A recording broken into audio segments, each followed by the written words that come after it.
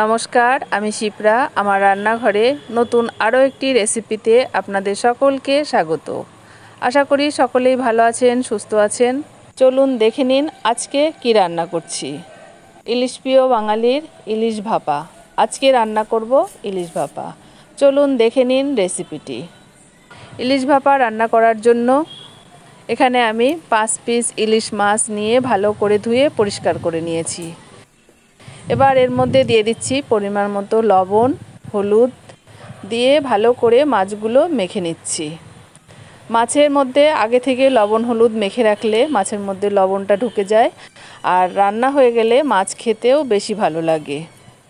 এ পর্যন্ত যারা আমার ভিডিওটি দেখছেন অথচ লাইক দিতে ভুলে গেছেন, তারা অবশ্যই একটা লাইক দিয়ে দেবেন। আপনাদের একটা লাইক, একটা কমেন্ট আমাকে পরবর্তী ভিডিও বানাতে উৎসাহিত করবে। ইলিশ মাছগুলো লবণ হলুদ মাখা হয়ে গেছে।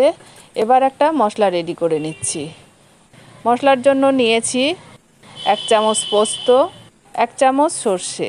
আমি 2 রকম সর্ষে মিলিয়েই নিয়েছি, আপনারা যে কোনো একটা নিলেই হবে। আর নিয়েছি 3টে কাঁচা লঙ্কা, 2টো শুকনো লঙ্কা। অল্প একটু নুন দিয়ে এগুলো একসঙ্গে বেটে নিচ্ছি। আমি শিলেই বাটছি, আপনারা মিক্সিতে বেটে নিলেও হবে। এবার লবণ হলুদ মেখে রাখা মাছের মধ্যে লঙ্কা সর্ষে পোস্ত বাটা দিয়ে দিচ্ছি স্বাদ মতো লবণ, হলুদ, অল্প একটু চিনি। লবণটা বুঝে দিতে হবে, আমি আগেও মাছের মধ্যে লবণ দিয়েছি, সেই জন্য স্বাদ মতো লবণ দিয়ে দিচ্ছি মশলার বাটিটা ধুয়ে অল্প একটু জল দিয়ে দিচ্ছি, 2 চামচ মতো সর্ষের তেল। এবার একসঙ্গে মশলাটা মাছের গায়ে ভালো করে মেখে নিচ্ছি। ছোট্ট রিকোয়েস্ট, আজকে আমার চ্যানেলে নতুন হয়ে থাকলে চ্যানেলটিকে সাবস্ক্রাইব করে পাশে থাকা বেল আইকনটি অন করে রাখুন, তাহলে আমি যখনই কোনো নতুন রেসিপি দেব আপনারা আপনাদের সুবিধা মতো দেখে নিতে পারবেন। আর লাইক কমেন্ট করে মতামত জানাবেন। মাখা হয়ে গেছে। এবার এখানে একটা এরকম টিফিন বাটি নিয়েছি। টিফিন বাটির মধ্যে মশলা মাখা মাছগুলো সাজিয়ে দিচ্ছি। আর যদি আমার ভিডিওটি ফেসবুক পেজ থেকে দেখে থাকেন তাহলে লাইক, শেয়ার, কমেন্ট এবং পেজটিকে ফলো করে নেবেন। সাজিয়ে দিয়েছি। এবার এই গ্রেভিটাও এর মধ্যে দিয়ে দিচ্ছি। এবার ঝাঁকিয়ে ঝাঁকিয়ে টিফিন বাটিটা ঠিক করে দিচ্ছি।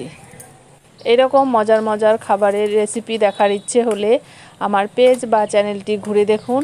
ভালো লাগলে লাইক কমেন্ট করে সাথেই থাকুন। ঠিক করে দিয়েছি। এবার ওপর থেকে কয়েকটা কাঁচা লঙ্কা চেরা দিয়ে দিচ্ছি।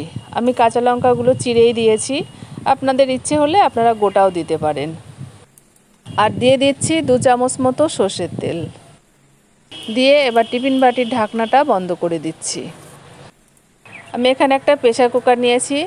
আমি ভাপাটা প্রেসার কুকারে করব, সেজন্য প্রেসার কুকার নিয়েছি। প্রেসার কুকারের মধ্যে অল্প একটু জল দিয়ে দিচ্ছি, জাস্ট বাটিটা একটুখানি জলের মধ্যে ডুবে থাকবে সেই জন্য। জল দিয়ে এবার টিফিন বাটিটা প্রেসার কুকারের মধ্যে বসিয়ে দিচ্ছি। এবার প্রেসার কুকারটা বন্ধ করে গ্যাস অন করে গ্যাসের ওপর বসিয়ে দিচ্ছি।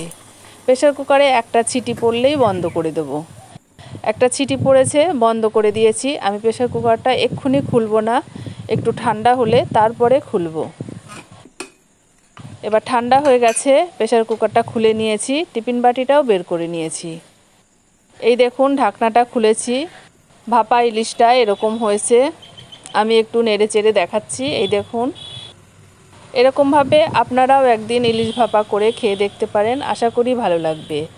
আর ইলিশ ভাপা প্রেসার কুকারে দিলে খুব তাড়াতাড়ি হয়ে যায়, অল্প সময়ের মধ্যেই হয়ে যায়। আপনারা এই ভাপা জিনিসটা কড়াইতে বা হাঁড়িতেও করতে পারেন, তবে আমি প্রেসার কুকারেই করেছি। দেখুন ইলিশ ভাপাটা এরকম হয়েছে। এখন গরম গরম ভাতের সঙ্গে পরিবেশন করব।